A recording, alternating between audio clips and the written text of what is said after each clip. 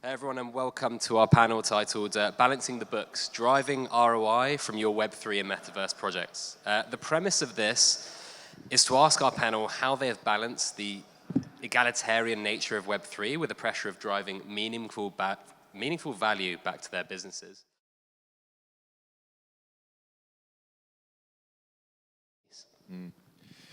Well, I mean, I have to first credit our leadership for being very progressive and very open-minded. Our chairman, Andrea Gaudenzi, he was a former player. He went away from the sport, spent many years in tech, and he's brought that mindset to the tennis world. They're always looking for ways to innovate and improve the fan experience. That said, the level of understanding of Web3 amongst our senior leadership team, pretty low. So one of the first things I did was really just education, and I was blown away by how much hunger they had to learn more. Last year I was doing sessions on, fundamentals of Bitcoin and blockchain, and we'd sit down for 2 hours, and at the end they'd say, "Mark, that was awesome. We want to go again. Let's put more time in." So it's been an education process. We launched our first project last year in December. It was a generative art project, which did really, really well.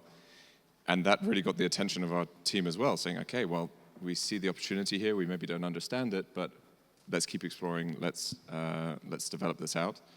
And I'm pleased to say that as of the start of this year, Web3 is now its own function of the tour. So gradual process, really starting with education and starting small and growing from there, I'd say.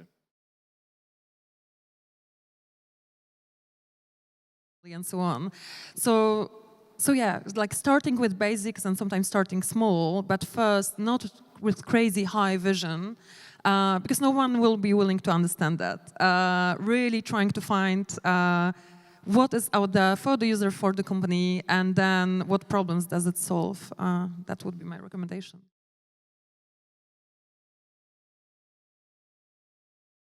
What we've heard from both of you so far is simple education, using examples to stakeholders. Sometimes they just want to see what has another brand done. And Martin, off stage, we were talking about this kind of educational aspect. How important is that internally for a brand to kind of fully understand exactly what they're trying to buy into?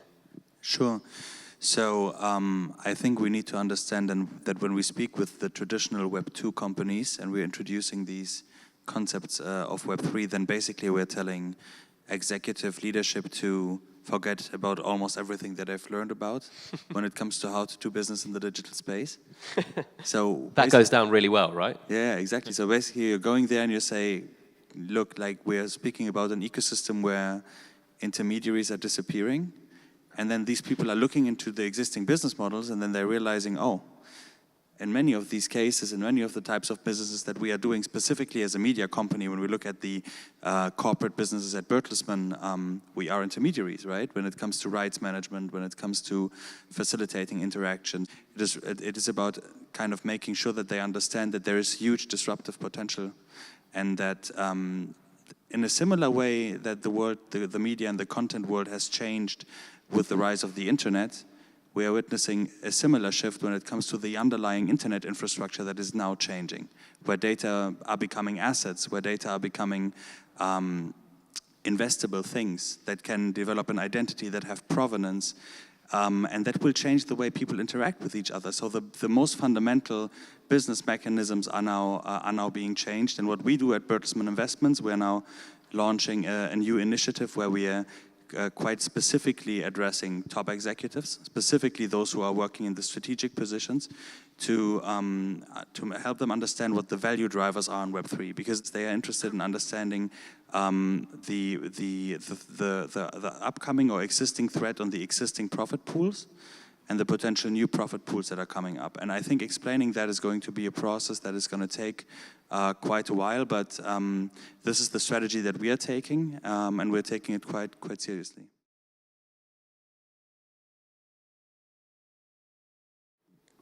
Yeah, a couple of points actually to pick up on what you're asking. We have been sitting with some of the biggest enterprises and brands in the world the past 2.5 years now, and gone through this explorative process together, where 2.5 years ago, we couldn't say what the value would be, right?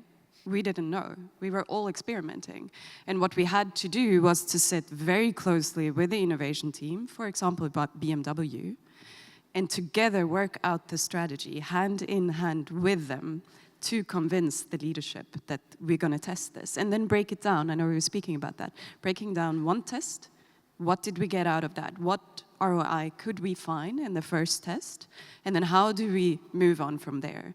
That's an example we did really well with H&M, where we did one test project, launched another one, and started to get ROIs like physical merch sold out within 60 minutes. That's pretty good. And then after that, we could move on.